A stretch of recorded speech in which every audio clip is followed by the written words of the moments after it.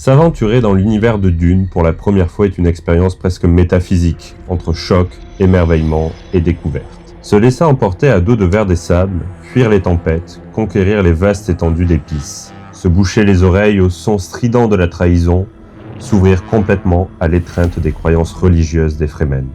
Croire en Paul autant qu'eux. S'aventurer dans l'univers de Dune, c'est finalement accepter de découvrir un univers riche en personnages, en sous-textes, aussi bien politiques, écologiques qu'économiques, mais aussi et surtout, c'est accepter d'être changé à jamais.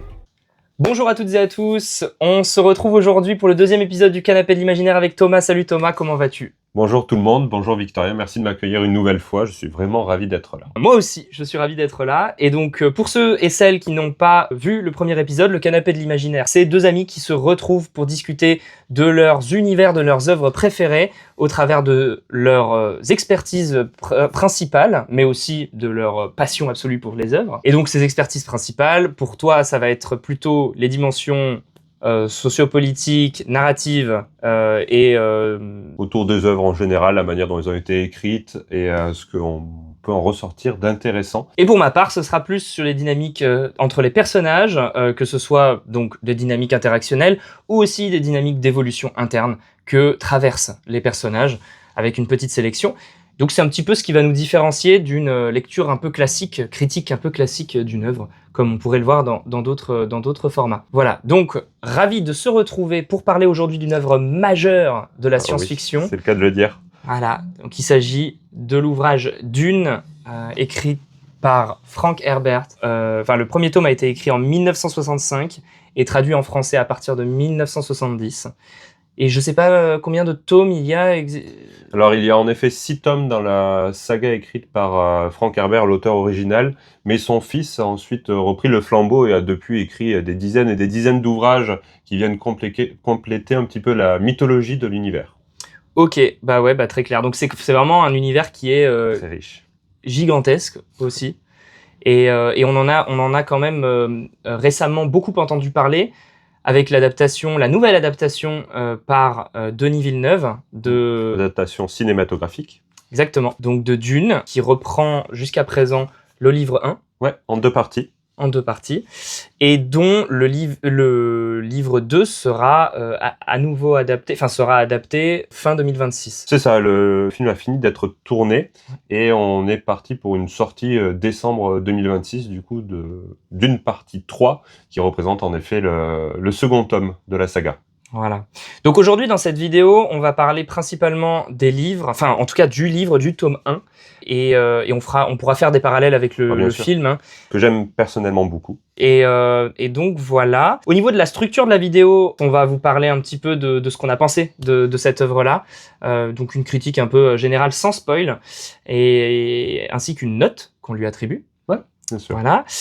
Et on partira sur nos propres analyses, nos grilles d'analyse. Et enfin, une partie questions-réponses. Et puis, je crois que ce sera tout. Ce qui est déjà pas mal. Ça fait un beau programme. Ce qui est intéressant aussi dans cet échange, c'est que on sait pas trop ce que l'autre va dire en avance. Et donc, ça... On a gardé le mystère. On a gardé le mystère. Donc, c'est assez sympathique. Donc, voilà. Donc, vous pourrez vous arrêter dans la vidéo. Il y a un chapitrage. Vous pourrez vous arrêter au moment où il y a du spoil si vous n'avez pas lu le premier tome ou pas vu les 2 premiers films, parce que si vous avez vu les 2 premiers films, vous pouvez très bien rester. Ok, maintenant que l'introduction est passée, je nous propose de basculer sur nos avis sans spoiler. Personnellement, pour remettre un petit peu de contexte, je me suis lancé dans Dune en 2021, tout simplement parce que j'avais vu passer la bande-annonce du premier film de Villeneuve, et j'avais été émerveillé, j'avais trouvé ça vraiment trop beau, il y avait tant d'acteurs que j'apprécie qui allaient jouer dans le film, et il faut savoir quelque chose, je vais vous dire un petit secret, c'est que je déteste aller regarder d'abord un film lorsque je sais qu'il y a un livre sans l'avoir lu auparavant. Donc, puriste. Voilà, exactement. Ce qui signifie que je suis souvent déçu parce que, bien sûr, l'œuvre de base est généralement meilleure. Mais je préfère donc, oui, généralement, avoir ma première rencontre avec l'univers en ouvrant un livre plutôt qu'en voyant son adaptation. Je n'ai pas été déçu. Il se trouve que j'essaie de très loin mon livre de science-fiction préféré. Je le trouve brillantissime sous bien des aspects. Je le trouve aussi vraiment en avance sur son temps. C'est-à-dire que c'est un livre qui a été écrit au début des années 60 et qui évoque des thématiques qu'on pourra rentrer et aborder plus en détail tout à l'heure, qui sont très modernes. Comme l'écologie, l'anticolonialisme, alors même que Dune a été écrit par quelqu'un qui rédigeait les discours de certains membres du parti Les Républicains aux États-Unis. Donc c'est quand même un joli paradoxe. On avait quelqu'un de très conservateur, mais qui sur certains sujets s'est avéré vraiment très progressiste et très en avance sur son temps. D'ailleurs, il y a quelques critiques aussi en plus sur tout ce qui est question de féminisme notamment dans ce livre-là, parce qu'effectivement la place des femmes, en tout cas de certaines femmes, peuvent souffrir d'une vision de la femme qui pouvait avoir cours dans les années 60, mais qui aujourd'hui est largement dépassée. Bien sûr. Avec vraiment des femmes parfois objets ou femmes armes dans ce cas-là, et du coup qui crée un problème d'immersion pour certains lecteurs, certaines lectrices qui ont du mal donc à rentrer dans l'univers à cause de certains de ces sujets. Voilà. Oui, bien sûr, ça reste un objet de son temps. Et pour rappel, c'est vrai qu'on n'en a pas parlé vraiment dans le détail, mais l'histoire de Dune, c'est une histoire qui se passe dans un futur très lointain. Ça se passe 10 000 ans après Jésus-Christ, donc c'est pas demain. Et c'est l'histoire d'un empire intergalactique et de complots, de politique entre différentes maisons. On a en fait la maison, on va dire, les héros qui appartiennent à la maison Atréide, qui se trouve confiée par l'empereur, la planète Arrakis, qui est une planète très stratégique et importante dans l'univers de Dune, parce que c'est la planète sur laquelle il y a l'épice qui permet justement de réaliser des voyages intergalactiques et qui était auparavant entre les mains d'une autre maison, la maison Harkonnen, qui est, on pourrait dire, l'ennemi héréditaire des Atréides. Et ce changement finalement de régence de la planète Arrakis va entraîner de nombreuses péripéties et potentiellement une guerre ouverte entre les deux maisons. Et on va suivre du coup un personnage qui est Paul Atréide, qui est un jeune garçon de 16 ans, qui du coup se retrouve sur cette planète très aride, très désertique, où il va se rendre compte qu'elle recèle beaucoup de secrets. Et Victorien parlait justement des Fremen. Les Fremen est le peuple autochtone de la planète Arrakis, qui se voit coloniser et qui est dans une logique de résistance constante contre l'envahisseur. Très bien résumé, je trouve, parce que c'est vraiment une œuvre qui est tellement multifacette et qui parle d'énormément de sujets, comme un peu tu as commencé à l'évoquer aussi avant ça, des sujets mondiaux, en fait, sociaux, sociétaux, culturels, etc., que c'est difficile à résumer, je trouve. Pas facile du tout. En tout cas, ouais, je pense que... Est-ce qu'il y a d'autres choses à rajouter par rapport à l'histoire ? Voilà, il y a toute une dimension religieuse aussi qui prend place dans cette œuvre et qui est très intéressante puisque ça rajoute une notion qui devient de plus en plus importante au fur et à mesure du livre 1, mais aussi du livre 2 qui est autour du mystique, un parallèle avec nos propres religions dans un futur et donc une mêler un peu pouvoir, religion, etc. dans une histoire qui se regarde ou qui se lit très très bien. On pourrait passer peut-être à comment on les a notés ou... Oui, bien sûr. Tiens, je te laisse l'honneur de commencer. Ok, alors... Bon, moi, je reprends mes petites notes, c'est toujours comme d'habitude. beaucoup plus poussé, sa notation, que la mienne. Poussé, je ne sais pas, mais comme d'habitude, je fais plusieurs critères. Et donc, je vais commencer par l'écriture. En fait, moi, ça a été assez compliqué pour moi de rentrer dans le livre, surtout ce livre 1, parce qu'il est écrit d'une manière assez particulière. Tu rentreras peut-être dans les détails de comment il est écrit après, mais c'est très original. Et pour quelqu'un qui n'avait jamais vraiment lu de livre un peu comme celui-ci, j'ai eu du mal. Hein. Il y a des. Je vais prendre juste un détail qui est les ellipses qui peuvent avoir lieu en fait d'un paragraphe à l'autre, qui moi m'ont beaucoup perdu et donc qui m'ont fait devoir être très concentré pour comprendre cette écriture qui, je trouve, se fluidifie avec le temps. Ou alors c'est moi-même qui m'adapte à l'écriture de Frank Herbert et du coup qui trouve ça plus facile pour la suite. Mais en tout cas, voilà, pour moi, c'était un défaut sur le moment de la lecture. Ce qui lui donne 3 sur 5. Ensuite, je vais aller plus vite sur le reste, mais sur les émotions générées, je lui mets quand même un bon 4. J'étais vraiment entre 4 et 4,5. Au niveau du message ou des messages qui sont transmis dans cette œuvre, je lui mets un 4 aussi. Là, j'ai été un petit peu dur parce que j'aurais pu mettre plus. Ouais. Mais vraiment, j'oscille entre les deux. L'histoire, je lui mets un 4. Les personnages, je leur mets un 4 aussi. Sur 5, hein, encore une fois, toujours.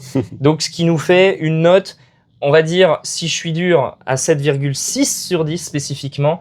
Si je relâche un peu la bride par rapport au sujet où j'étais un peu en hésitation, on pourrait tourner vers 8. Voilà, sur 10. D'accord. Du coup, pour rappel, lors de notre précédente vidéo sur Fils des Brumes, d'ailleurs, je ne sais pas si vous avez suivi, mais très bonne nouvelle, Fils des Brumes va être adapté au cinéma. Trop cool. Et tu avais donné la note de 8,5 et j'avais donné la même note. Tu avais donné cette note-là grâce à tes critères, moi plutôt sur le ressenti. Je vais faire pareil ici. Et donc, il va y avoir pour une fois un différentiel beaucoup plus important parce que moi, je lui donne la note de 9,5 sur 10. Oui. Mais comme je le précisais tout à l'heure, c'est vraiment l'un de mes livres préférés. C'est une œuvre que je trouve dantesque, qui évoque un nombre de sujets incroyables, qui est merveilleusement écrit. Voilà, donc pour moi, le 9,5, c'est parce que vraiment, comme tu pouvais l'évoquer, il y a peut-être des passages, certains aspects où on sent que l'œuvre a un petit peu vieilli, mais bon, ça reste quand même vraiment exceptionnel et je suis pressé de pouvoir rentrer un peu plus dans le détail. Ok, très bien. J'ai une petite question pour toi, Victorien, tout de même. Tu viens donc de noter le livre 7,6 ou 8. Ouais. Est-ce que tu donnerais plus ou moins aux adaptations de Villeneuve? Ah, moi, je leur donnerais plus. D'accord, Ouais. tu noterais plus haut? Ah oui. Ok, on va peut-être se retrouver sur le... Ouais, je pense qu'au niveau des films, je donnerais bien un 9 sur 10 peut-être au premier, 9,5 au deuxième, ou à peu près pareil, quoi. Entre 9 et 9,5 les deux. Là, ouais, peut-être que je préfère le 2 quand même. Même s'il s'éloigne un peu plus du livre, je préfère le 2, je pense. D'accord, c'est intéressant. Et toi? J'adore les deux films, mais je leur mettrais peut-être une note juste en dessous du livre, Ok. parce qu'il y a un aspect que je vais pas tarder à évoquer, qui fait pour moi vraiment toute la différence et qui, par nature dans le film, ne peut pas apparaître. Donc moi, je leur mettrais aux deux un 9,25 à peu près. Avec peut-être une toute petite préférence pour le premier, que je trouve vraiment exceptionnel. Ok, bah très intéressant. Du coup, on se retrouve un peu plus au niveau des films. Exactement, Ouais. exactement. Bon, bah écoute, si tu Ma veux, partie on Ok. enchaîne sur la partie. Donc à partir de maintenant, on va passer sur du spoil. Donc vous restez si vous avez envie de vous faire spoiler ou si vous avez vu les deux films ou lu le tome 1. Et voilà, à toi l'honneur. Si ça peut vous rassurer, dans tous les cas, sur mes parties, du moins, je vais essayer de spoiler le moins possible parce que je pense que je peux évoquer ces différentes thématiques sans avoir forcément à aller jusque dans les éléments de l'intrigue de fin. Okay. Mais donc vous pouvez rester pour ma partie si jamais vous n'avez pas encore vu ou lu complètement les œuvres. Du coup, moi j'avais 3 sujets que je souhaitais aborder avec toi comme la dernière fois. Une petite partie narration, une petite partie sur le système de magie une nouvelle fois, et enfin aborder plus rapidement, mais certainement, la question un peu politique de l'œuvre. Pour ce qui est du coup de la narration, je crois que c'est là-dessus où nous deux on va avoir un peu peut-être une acceptation de l'œuvre différente, ou du moins une appréciation de l'œuvre différente. Ce qu'il faut savoir, c'est que Dune a une narration omnisciente, c'est-à-dire que c'est très intéressant, mais c'est quelque chose qu'on voit de moins en moins souvent dans les œuvres de fantasy, ou dans les œuvres littéraires en général. C'est-à-dire que l'auteur va s'amuser à jongler entre les points de vue des différents personnages, parfois même dans la même scène. C'est-à-dire que sur une même scène, on peut être dans, justement, si Frank Herbert écrivait ce qui se passe actuellement, on saurait ce qui se passe dans la tête de Victorien et dans ma tête aussi. Ce qui peut donner des dynamiques très intéressantes, notamment lors de scènes de discussion ou des scènes avec plusieurs protagonistes. C'est un schéma narratif vraiment hyper intéressant que moi j'ai trouvé très dynamique et qui marchait très bien. Et je pense notamment à une scène en particulier, la scène du banquet qui a lieu dans le premier tiers du livre et qui est une scène où il y a beaucoup d'enjeux, beaucoup de personnages avec des intérêts divergents, et c'est un régal que de jongler entre les justement pensées de ces différents personnages qui ont chacun des agendas particuliers, qui analysent les réactions des uns et des autres, et c'est vraiment exceptionnel, c'est d'une maîtrise folle. Finalement, du coup, c'est pas la nourriture qu'il y a dans les assiettes qui est le régal, mais c'est la scène en elle-même. Exactement, exactement. Du moins, c'est pas la nourriture qui m'a marqué. Justement, c'est quelque chose qui pour moi va manquer un petit peu, et c'est normal, c'est pas la faute de Villeneuve, c'est le média qui veut cela. Mais dans un film, il est très difficile d'être dans la tête même des personnages. Donc Dune va être beaucoup plus silencieux finalement dans sa version cinématographique que dans sa version littéraire qui est, on peut le juger, assez bavarde. Donc voici un peu pour la narration. Rien de exceptionnel en soi, mais c'était un petit point qui, moi, m'a beaucoup plu. Pour la partie maintenant plus système de magie, on va avoir ici une œuvre qui va avoir inspiré de grandes œuvres de science-fiction. C'est vrai qu'on ne l'a pas précisé, Dune, c'est de la science-fiction. Lorsqu'on avait parlé de Fils des Brumes, on était plutôt sur de la fantasy moderne. Là, on est sur de la science-fiction classique.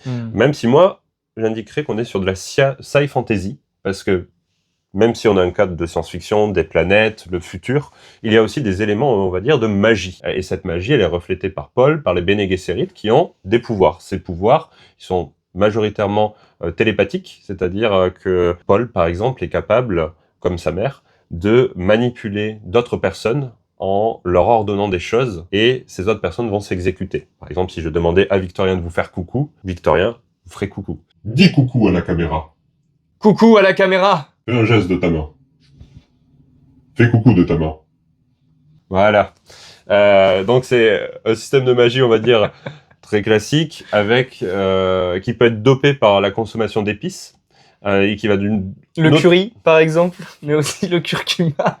C'est vrai que ça ressemble un peu, du moins dans l'adaptation de Villeneuve, qui va booster, on va dire, ces pouvoirs-là, et va permettre aussi à notre personnage principal d'avoir des visions sur le futur, ou du moins différentes possibilités. Et c'est en cela que se résume pas mal aussi l'esprit de Dune, c'est que faire lorsqu'on sait ce qui va advenir, ou lorsqu'on voit les différentes voies qui peuvent s'offrir à vous. C'est hyper intéressant, et c'est vraiment le conflit intérieur, peut-être qu'on en parlera avec toi tout à l'heure, de Paul tout au long de l'œuvre, c'est je vois les différents futurs qui s'offrent à moi, quel est le chemin que j'emprunte, en sachant que le moindre de mes actes peut avoir des incidences. Mais je m'égare. On est du coup sur surtout un système de magie qui va avoir beaucoup influencé notamment Star Wars. Star Wars ne s'appuie sur aucune œuvre littéraire qui aurait pu venir avant. C'est George Lucas, qui était un grand fan notamment de Dune et des œuvres de Frank Herbert, qui va venir y tirer certains aspects. Par exemple, Arrakis, c'est Tatooine dans Star Wars. Les pouvoirs des Jedi, la Force, il y a certains aspects qui rappellent les pouvoirs de Paul. Par exemple, Obi-Wan Kenobi qui demande à un Stormtrooper d'oublier ce qu'il les a vus, c'est typiquement de la manipulation mentale telle qu'on en retrouve dans Dune. Pareil, les visions que peuvent avoir certains Jedi sur l'avenir sont issues directement, on peut le deviner assez facilement, de l'univers de Dune. Donc on a... D'ailleurs, c'est assez intéressant parce que je me dis, tu vois, Dune a été pensé pour un livre, et du coup, l'utilisation de la voix, je trouve que ça s'y prête bien, tandis que Star Wars, pour que ça soit plus cinématographique, le pouvoir, il est plus dans quelque chose de l'ordre, enfin plus visuel en fait, on va dire. Tout à fait. Et c'est intéressant. Ouais. mais du coup, voilà, c'est vrai que Dune a eu, mine de rien, une grosse influence sur le cinéma avant même d'être adapté une première fois dans les années 80. Par David Lynch. Exactement. Moi, personnellement, je n'aime pas trop ce film-là. Je n'ai pas grandi avec et je l'ai vu après avoir vu les films de Villeneuve, et je dois avouer avoir été... Oui. Voilà. Mais je comprends qu'il ait pu plaire à une époque. Donc voilà pour la partie un petit peu système de magie. C'est assez simple en soi à comprendre pour le coup, et c'est terriblement efficace. Pour la partie maintenant politique, c'est là où on a beaucoup de choses à dire, et je vais pas rentrer dans le détail de tout ce qui a pu déjà être dit sur cette œuvre-là, parce qu'il y a jusqu'à des études universitaires sur ce roman-là, parce qu'il y a énormément de choses intéressantes à voir. Juste pour vous faire un petit récapitulatif, on est sur un modèle impérial intergalactique qui est finalement basé plus sur un fonctionnement presque moyenâgeux et très féodal, avec différentes maisons qui vont chacune avoir la charge de planètes. Ces différentes maisons vont être réunies dans ce qu'on appelle le Landsraad, qui est une forme d'assemblée qui regroupe, on va dire, tous les ducs participant et composant cet empire.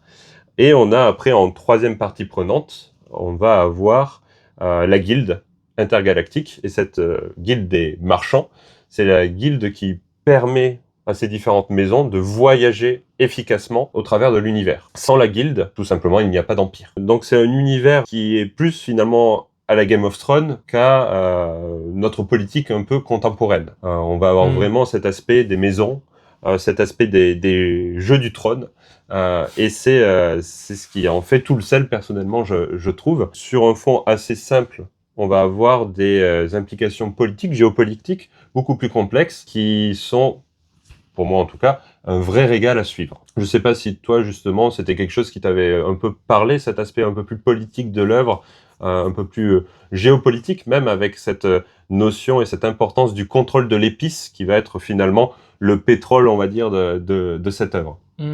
Ouais, je trouve que c'est quelque chose qui est bien plus bien mieux retranscrit dans le livre que dans le film pour le coup. Et moi j'ai beaucoup aimé les débuts de chapitres qu'on retrouve à chaque fois avec là c'est souvent Irulan, la princesse Irulan qui écrit un peu comme tel un apôtre un peu qui écrit des éléments de la vie de Paul et qui apparaît aussi dans le livre comme on va dire un contrepoids, un contre-pied de la vision qu'on peut avoir des Atréides et donc qui replace leur histoire dans quelque chose de plus global, de plus mondial, enfin intergalactique pardon.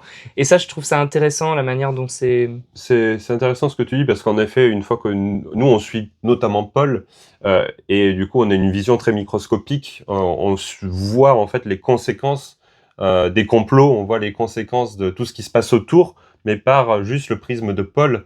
Et tant que Paul ne s'intéresse pas réellement à tout ce qui se passe autour, on n'en voit que les conséquences directes. Et en effet, Irulan permet parfois de prendre un petit peu de recul. Sa mère aussi le permet, son père également.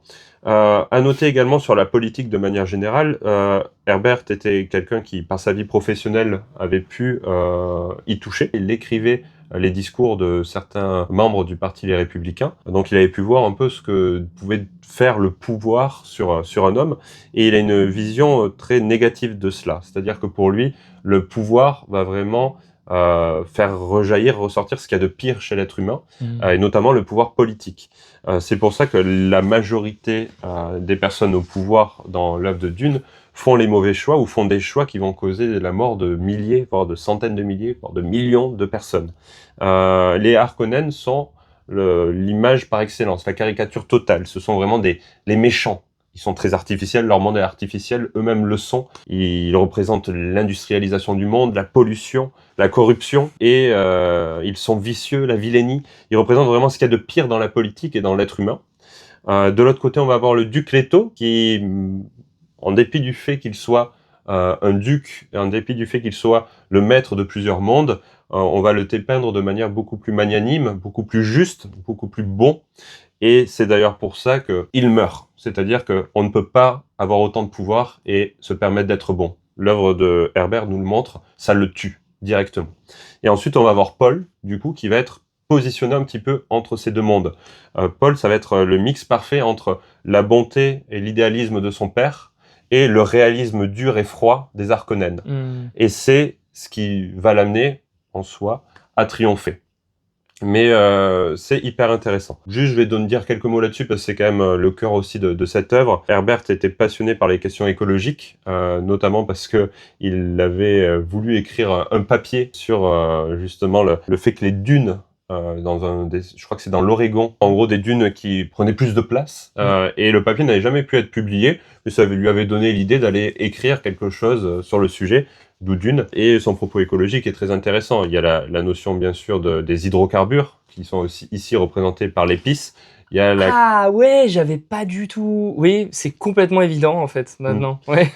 Il y a la question de l'eau, qui est crucial dans cette œuvre-là. L'eau manque, et on voit notamment dans notre monde actuel que la ressource en eau est de plus en plus précieuse et qu'on se pose beaucoup de questions sur comment la conserver. Donc tout l'aspect écologique de l'œuvre est assez incroyable. C'est pas ce dont je réussirai à parler le mieux, donc je vais pas m'appesantir beaucoup plus. Mais pour ceux qui souhaitent creuser la question, il y a beaucoup d'articles sur le sujet. On pourra peut-être en mettre quelques-uns en dessous de la vidéo, mais c'est vraiment assez passionnant. Et l'autre aspect, c'est tout l'aspect stratégie militaire, stratégie un peu guerrière, Vraiment, la guerre est au cœur du récit. Comment on fait la guerre? Est-ce qu'il y a une guerre juste? Est-ce qu'il y a une guerre qui ne l'est pas?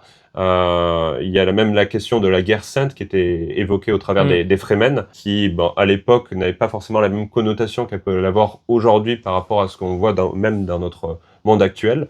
Mais toute la partie très guerrière de l'œuvre est aussi hyper intéressante pour ceux que ça pourrait intéresser et passionner, même si, finalement, on remarque dans le livre, les scènes de bataille sont en fait des ellipses, pas comme dans les films.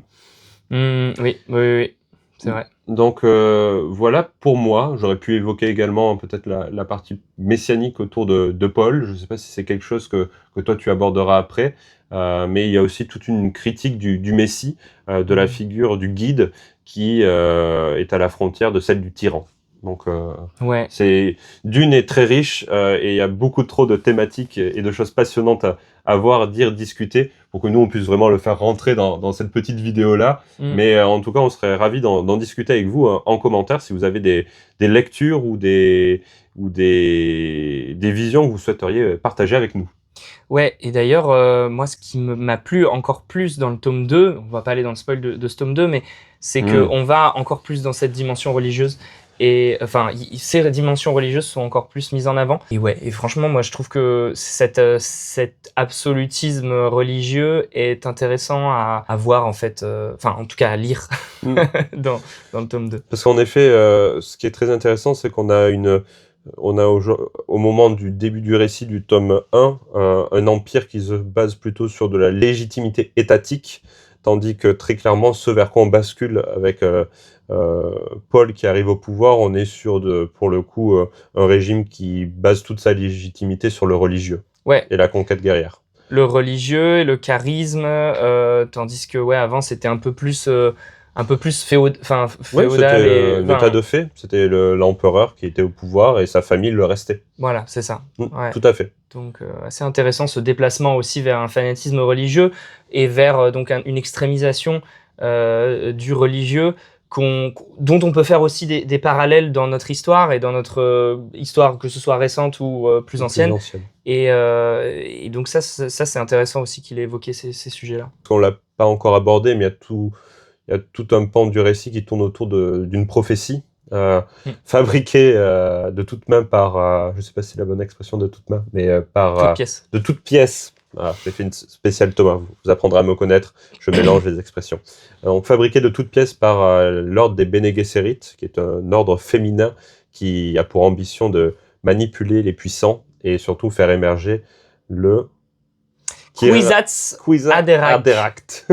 Voilà. Qui serait du coup cet être supérieur capable de voir dans l'avenir et guider l'humanité sur le bon chemin. Donc voilà pour moi. Ok, trop bien. Merci pour je te passe le flambeau. Allez, c'est parti alors. Ça n'a pas été facile pour moi de travailler sur les personnages pour les mêmes raisons que ce que tu citais, c'est-à-dire qu'il y a beaucoup de travaux qui ont été faits.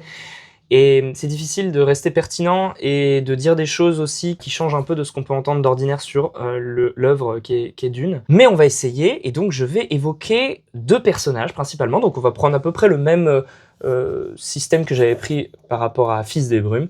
Je vais évoquer un peu 2 personnages qui pour moi m'ont marqué et sont remarquables. Il s'agit de Paul et de Chani. Voilà. Intéressant le choix de Chani. Ouais, en fait c'est pour montrer un propos que je veux montrer autour d'une expertise que j'ai particulièrement, qui est la pleine conscience. Donc, je vais parler de Paul d'abord. Paul évolue dans cette œuvre de pleinement conscient à presque hyper conscient. En fait, Paul, dans son histoire, dès son plus jeune âge, a été entraîné très fort par sa mère et par l'ordre du coup derrière des Bene Gesserit à un art qui ressemble quand même pas mal à ce qu'on pourrait appeler de la pleine conscience. Il y a 3 indices qui nous mènent à cette conclusion. La première, c'est tout ce que Paul apprend via les méditations notamment. On nous parle pas de tout dans les méthodes des Bene Gesserit, ça reste bien mystérieux, bien caché. Mais on nous parle des méditations Prana Bindu, qui d'ailleurs sont clairement inspirées de méthodologies hindouistes et bouddhistes. Et donc, via ces méditations-là, Paul développe 3 choses. La première, c'est une attention particulière à tout ce qui se passe dans le corps. Donc il est capable de gérer son corps et d'avoir conscience pleinement de son corps jusqu'à son plus petit bout d'orteil. Il peut, via ces exercices-là, contrôler le moindre de ses nerfs. Et ça, c'est quelque chose que l'on peut développer via une attention soutenue au corps, via des exercices de méditation. Qu'on retrouve quand même un parallèle assez évident entre ce qu'on peut développer dans la réalité et cette forme presque extrême de ce qui pourrait être possible si on arrivait à aller dans des niveaux de conscience du corps assez impressionnants. Deuxième élément, c'est sa conscience de ses émotions. Et ça, c'est plutôt bien amené tout au long du livre. Donc, c'est-à-dire qu'en fait, il est capable de passer par un prisme qu'on apprend aussi dans la pleine conscience, qui est un prisme qui passe d'abord par la reconnaissance de l'émotion. C'est pas si facile de savoir quelle émotion nous traverse, quand elle nous traverse. L'émotion principale qu'on nous balance d'une manière très efficace, c'est la peur. Et Paul parvient, grâce à cette méthodologie, à accueillir cette peur, donc à l'identifier, à l'accueillir, et ensuite à travailler à la transformer. Comment ? Alors, la litanie contre la peur. I must not fear. Fear is the mind killer. Fear is the little death that brings total obliteration. Et donc cette phrase répétée est une manière, on va dire, de transformer la peur en une ressource, ou en tout cas la réduire en fait, réduire son impact dans le corps. Donc ça, c'est le deuxième élément qui montre que Paul a une conscience émotionnelle aussi exacerbée grâce à son éducation. Et enfin, il a une conscience de son environnement qui est assez dingue, puisqu'il est capable en fait de s'adapter à son environnement. Donc quand je dis environnement, je parle des gens qu'il rencontre par exemple, et donc de savoir exactement quelles émotions les traversent, exactement grâce à son observation, grâce à son écoute, grâce à tout ça, en fait c'est clairement des choses qui peuvent se développer et qui se développent en fait via une pratique de la pleine conscience. Paul développe une pleine conscience depuis un très jeune âge. Ce qui se passe, c'est qu'au fur et à mesure du bouquin, il développe 3 choses qui sont en fait des expressions exacerbées de causes de notre inconscience. Donc de ce qui va nous ramener dans l'inconscience et ce qui va nous empêcher de rester dans la pleine conscience. Et c'est en ça que Paul va se perdre dans quelque chose de plus grand. Ces 3 choses, donc c'est la préscience, c'est cette capacité de voir l'avenir, et donc qui l'amène en permanence à aller voir dans le futur, donc il se coupe du présent, totalement. Voilà, il est plus là, en fait. Il va co-construire l'avenir via des visions qui vont créer le futur. Donc, il va rester là-dedans, en fait. Il va perdre petit à petit pied un peu avec la réalité. Deuxième chose, c'est son anxiété qui va être générée par ces visions de l'avenir, qui vont l'amener vers un chemin de violence, un chemin de plus en plus extrême, qui le déconnecte de son environnement immédiat. Il va se mettre à négliger un petit peu ses actions dans le présent ou ses interactions, parce que rien n'est vécu juste pour être vécu, en fait. C'est vécu dans un objectif, c'est plus du tout dans le présent. Et puis, il se fait complètement manger par cette anxiété, il se fait manger par tout ça, parce que ça va l'amener, en fait, à se perdre complètement. Le troisième élément, c'est le fait que, très jeune, en tout cas quand il arrive sur Arrakis, il va être considéré comme un élu. Il va être considéré comme différent des autres, parce que son père meurt. Donc il doit prendre la suite des Atréides, il doit protéger les Atréides et leur descendance et leur assurer un grand rôle. Et parce qu'il est reconnu aussi par les Fremen comme un élu. Et donc petit à petit, il va s'ériger, et aussi par les Bene Gesserit qui le placent en fait aussi plus ou moins comme quelque chose d'assez unique. Donc petit à petit, il va se convaincre de ce fait qu'il soit élu, qu'il soit différent, et qui soit la personne clé dans la résolution des problèmes de l'univers. En gros, à son échelle en tout cas. Donc résolution des problèmes de l'univers étant maintien de la maison Atréide et sauvetage un peu du peuple Fremen, ou en tout cas... Et vengeance. Et vengeance, ouais. Qui est, je trouve, une part aussi importante du récit, c'est comment faire payer à la maison Harkonnen le meurtre de son père. Oui, c'est vrai. Il y a cette part un peu sombre en lui qui croît au fil de l'œuvre et du récit. Oui, c'est vrai, je l'avais pas vu ça, mais effectivement ça le rend encore plus dans cette... En fait, il se dit que sans lui, ça sera pas fait aussi, donc on va endosser cette responsabilité encore en plus. Donc ça va le rendre vraiment convaincu d'une action qui n'est plus du tout dans le moment présent, plus du tout dans cette dynamique un peu de connexion à l'instant qu'on peut avoir dans la pleine conscience. Voilà un peu son évolution à Paul. Et ce qui est très intéressant, et c'est pour ça qu'après j'évoque Shani, c'est que elle va venir un peu en contre-pied de cet état que va atteindre Paul. Et c'est en ça que pour moi leur relation est vraiment très très bien menée et moi me plaît beaucoup. Parce que Shani, au départ, on la voit dans le livre, surtout dans le livre, d'ailleurs dans le film c'est un peu moins montré, cette dimension de je suis une guerrière un peu solitaire qui au départ est assez renfermée et réticente au changement. Elle est dans son truc, elle n'accepte pas au départ Paul et sa mère, elle est dans cette défiance un peu et on se dit oulala, elle a l'air un peu rigide. Hein. Elle a pas l'air commode. Elle a pas l'air commode. Et en fait, on va se rendre compte petit à petit qu'elle est pleinement connectée à quelque chose. En fait, elle est pleinement connectée à quoi ? Au présent. Au contraire de Paul. Voilà. Coup, qui est toujours projeté vers le futur par rapport à sa relation conflictuelle avec le passé. Voilà, c'est ça. Ok. Et donc, en fait, on va se rendre compte de plus en plus de sa connexion au présent à mesure que Paul va partir vers le futur. C'est génial. J'avais pas du tout eu cette clé de lecture jusqu'à présent. Et pourtant, ça paraît tellement évident. Ouais. Et en fait, pourquoi elle est autant connectée au présent, Shani ? Qu'est-ce qui lui permet d'être autant connectée au présent ? C'est Arrakis. Parce que Arrakis, c'est en fait une planète hyper dangereuse où chaque Fremen, chaque membre, chaque individu joue sa survie au quotidien. Il y a qu'à voir les transports en commun de cette planète. Des vers géants que il faut chevaucher. Si tu te plantes dans le plantage de tes grappins, tu peux te faire bouffer quand même. Donc c'est et puis où tu peux te faire écraser, ensevelir, tu peux perdre ton eau et mourir de dessèchement si t'attaches pas bien ton distil ou si ton distil est cassé. Il y a des dangers partout. Et puis la violence des Fremen les uns envers les autres. Oui, qui est un peuple qui aime se battre aussi, et qui a une violence en lui qui est très forte. Ouais.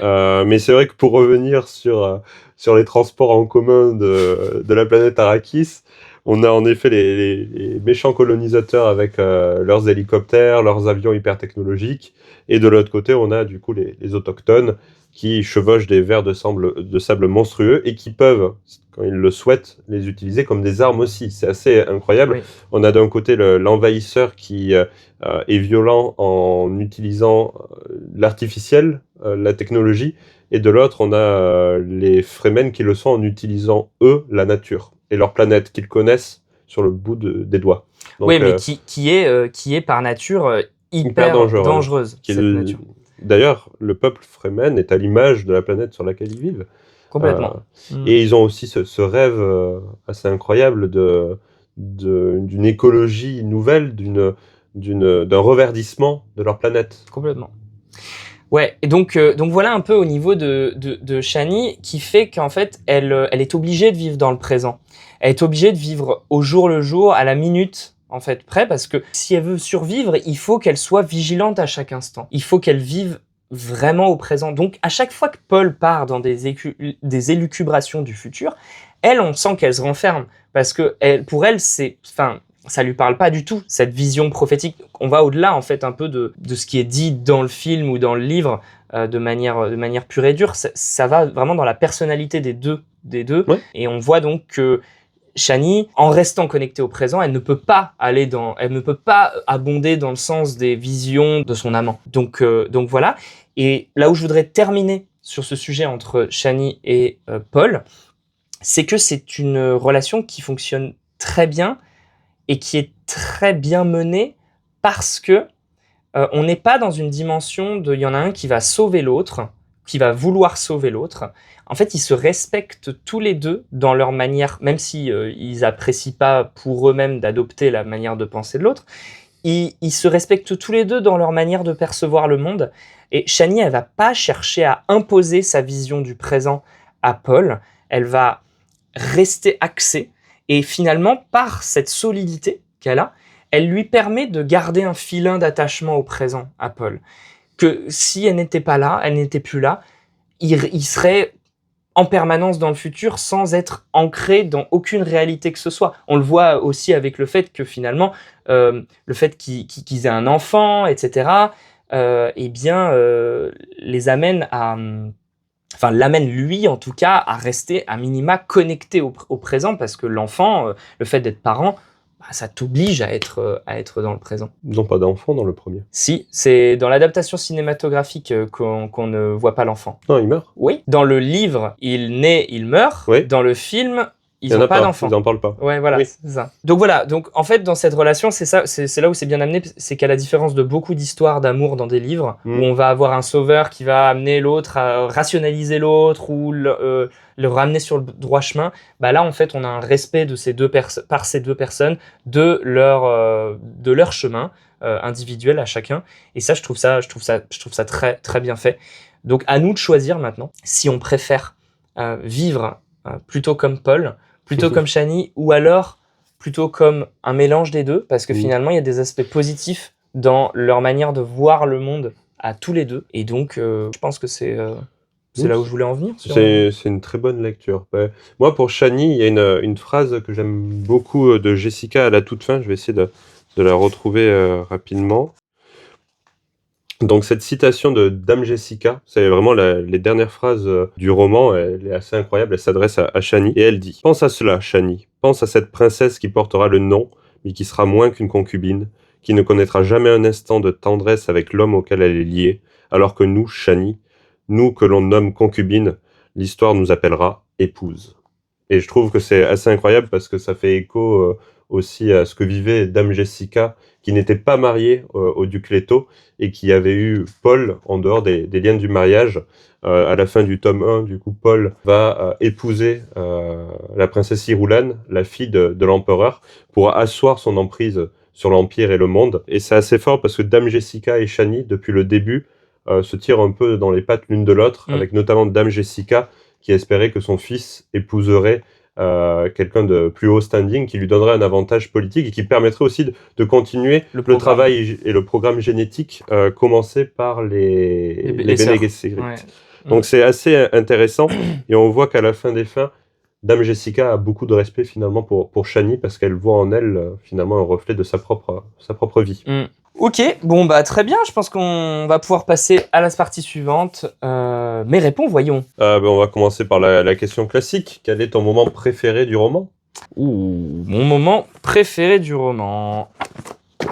non, J'y croyais, hein, j'étais convaincu que tu l'avais retrouvé. Non.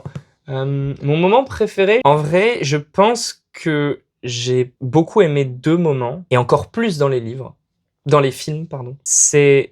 Le premier, c'est le moment où Paul se rend à l'endroit où il y a tous les chefs Fremen, et où, en gros, il vient prophétiser certains éléments sur la vie de plusieurs personnes, et que donc il y a tous les Fremen qui s'inclinent devant lui, et qui, du coup, le considèrent vraiment comme leur messie. Et le deuxième moment, c'est la fin, lorsqu'il y a le combat un peu... avec Feyd-Rautha. Avec Feyd-Rautha, et donc tout ce passage-là, en fait, où il va prendre le pouvoir à la toute fin, et en gros, il débarque déjà dans le palais de l'empereur, et puis, enfin, c'est incroyable, quoi. Voilà. D'accord. Moi, c'est une scène que j'ai déjà évoquée, qui est la scène du dîner, du banquet, que je trouve vraiment, vraiment exceptionnelle, et je pense que je la conserve, du coup, comme scène préférée du roman, et j'en suis d'autant plus contrit qu'elle n'apparaît pas dans les films. Et oui. Mais c'est comme ça. Ok. Sur la deuxième question, je suis désolé, je te revole la priorité. Vas-y. C'est sur ta citation, parce que elle est liée à la première, donc c'est pour ça que je me permets de la formuler. Alors, citation préférée, moi, je redis une citation que j'ai déjà faite, c'est la litanie contre la peur. On la retrouve à plusieurs moments hein, dans les livres. Moi, en fait, elle m'a particulièrement marqué parce que je l'ai essayé moi-même dans ma vie de tous les jours, notamment pendant des compétitions de kendo, et ça a très très bien marché en fait. D'accord. Ça m'a complètement libéré de ma peur. C'est génial. Voilà, donc après c'est un peu tragique, hein, les mots qui sont derrière le truc. C'est très grave. C'est hyper grave. C'est pas du tout dramatique. Mais en vrai, ça marche du tonnerre, donc essayez chez vous. Bah, écoute, bon, moi, comme je n'ai pas de personnalité et que je m'en souvenais même plus il y a de cela quelques secondes, oui, en effet, la litanie de la peur est assez incroyable et c'est, je pense, une des citations, en effet, les plus marquantes du roman et de l'œuvre en général. Ouais. Donc, plutôt une bonne réponse. Ok. Quel est ton personnage préféré? Stilgar. Ah ouais. Tu t'attendais pas à celle-là? Non. Tu t'attendais à Paul, hein? Ouais, vas-y, développe. Non, mais Stilgar est assez incroyable et moi j'aime beaucoup son évolution dans la saga en général aussi. Je vais pas l'aborder là, mais c'est quelqu'un qui peut paraître sauvage à l'origine, mais qui est un vrai chef, un chef juste aussi, qui sait prendre des décisions difficiles, mais pour le bien commun. Et je l'ai trouvé magnifiquement bien interprété par Javier Bardem dans les films, ce qui rajoute peut-être aussi et qui explique peut-être aussi mon choix. Mais je sais que dans les livres, dans tous les cas, je prends beaucoup de plaisir à le lire. Et je trouve que dans les films, ils l'ont un peu tourné en ridicule dans la seconde partie. Lisan al-Gaib. Lisan al-Gaib.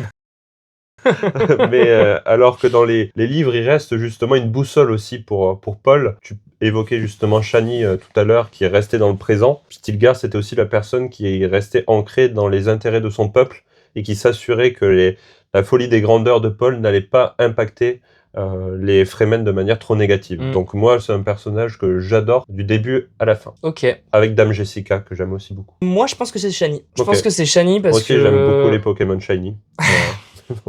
Blague à part. Excellent. Ouais, non, je pense que c'est Chani. J'aime beaucoup sa capacité à justement rester droite, en fait, dans ses bottes, du début à la fin. Je trouve qu'elle est... Elle reste d'une stabilité sans pareil, alors que tout change, en fait. Parce que Arrakis, c'est quand même un univers d'impermanence totale, où chaque coup de vent change la topographie de la planète, où petit à petit aussi, on va le voir avec les œuvres qui suivent, mais elle peut être amenée aussi à changer cette planète. Et moi, je trouve que Chani a une capacité à rester juste connectée à ce qui se passe, à ses émotions, à tout ça, qui m'impressionne. Et puis, bon, interprété par Zendaya, ça rajoute un cachet supplémentaire. Ça rajoute du charme, en effet. C'est indéniable. D'accord, très bien. Moi, j'ai peut-être une dernière petite question. Est-ce que Paul est une bonne ou une mauvaise personne? Moi, je pense que à l'origine, Paul est une bonne personne, mais il se fait complètement avoir par les enjeux qui sont derrière, les enjeux auxquels il se met à croire profondément, parce que du coup, il se convainc, comme je l'ai dit plus tôt, qu'il est l'élu et que sans lui, tout court vers la catastrophe. Donc, ça va l'amener à faire des choses mauvaises. Et donc, petit à petit, il va se retrouver aveuglé totalement par quelque chose autour du pouvoir qui finalement donc l'amène à prendre de mauvaises décisions. D'accord. Bah, c'est vrai que sur la nature de ces décisions, est-ce qu'elles sont bonnes ou mauvaises? Il y a la partie bonne ou mauvaise, parce que c'est des décisions qui font le bien ou des décisions qui font le mal, mais après il y a la décision, est-ce que c'était les décisions à prendre ou les décisions qui étaient des erreurs stratégiques? Je pense qu'il prend de bonnes décisions d'un point de vue stratégique, politique, mais qu'il va prendre des décisions mauvaises dans le sens où elles vont faire beaucoup de mal. Éthique, ouais, au niveau éthique, quelles sont... Et ouais, mais c'est malheureusement c'est un peu ce que Herbert nous montre aussi, c'est que c'est très difficile d'allier décisions pour diriger un peu vers que ce soit le pouvoir, le développement d'un empire ou le sauvetage d'autant de personnes ou quoi, et éthique, on va dire, dans un autre sens. Donc c'est... Non, c'est assez intéressant et c'est vrai que finalement Paul va revêtir tout d'abord la figure du prophète avant de se changer et de prendre le masque du tyran également. Ouais. Donc c'est un personnage qui est merveilleusement tragique, merveilleusement complexe aussi.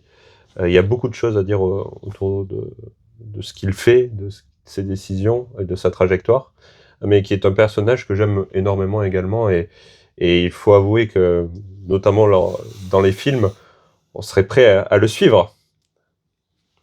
Toi peut-être, moi non. Ah ouais? Non, j'en sais rien en vrai. Moi, honnêtement, je me verrais bien aller me batailler contre quelques Sardaukar. Je sais pas, moi, il me font un peu peur quand même, je dois avouer. Bon, bah, je pense que si t'es d'accord, on va passer à la conclusion, la partie conclusive de cette œuvre. Voilà, donc franchement, moi, ça a été une formidable expérience quand même, malgré la note que je lui ai mis, parce que donc à la fin du... En fait, j'ai Tu veux pas la rehausser un petit peu après nos discussions peut-être, mais en fait, sur les personnages? c'est un peu ce que j'avais fait pour... Enfin, l'expérience que j'ai eue du livre, ça a été au début très compliqué, au milieu ok, à la fin ah ouais, c'est une bonne œuvre. Donc ça a été vraiment crescendo. Donc là aussi, tu vois, c'est un peu genre je rehausse petit à petit mon avis dessus parce que c'est dur d'entrer, je trouve, comme œuvre. C'est pas facile. Voilà. Et donc j'ai lu la suite et j'aime bien la suite. Enfin, j'ai pas encore tout lu, hein, j'en suis au tome 3. Mais le tome 2, j'ai adoré. Donc, non, franchement, je suis assez content. Je suis assez content des dynamiques des personnages parce que je trouve que c'est très mature. On explore vraiment ce que c'est que de l'amour inconditionnel entre Shani et Paul parce qu'ils prennent des décisions différentes et ils s'aiment quand même pour qui ils sont. Donc ça, pour moi, c'est vraiment de l'amour inconditionnel. C'est un bel exemple, je trouve. Dans un environnement très dur, certes, mais un bel exemple. Et voilà. Non, je suis... Bon, je vais pas répéter ce que tu viens de dire. Moi, je suis entièrement d'accord avec toi. Je n'ai pas eu tes difficultés au départ de la lecture. C'est peut-être aussi ce qui m'a permis d'en profiter pleinement du début presque à la fin. Honnêtement, j'ai déjà dit beaucoup de choses. C'est une vraie expérience de lecture. C'est-à-dire que il y a un avant et un après Dune pour moi dans mon cheminement de lecteur. Et j'adore me replonger de manière régulière dans l'univers. J'ai lu à plusieurs reprises les différents tomes. Moi, j'en suis au 4e sur les 6. Et c'est vrai que c'est... À chaque livre, il y a vraiment une nouvelle histoire qui se raconte. Il y a de nouveaux enjeux, de nouvelles thématiques. La partie très philosophique de l'œuvre aussi, qu'on n'a pas forcément abordée aujourd'hui, mais qui est omniprésente dans chacun des romans, et d'autant plus dans le deuxième.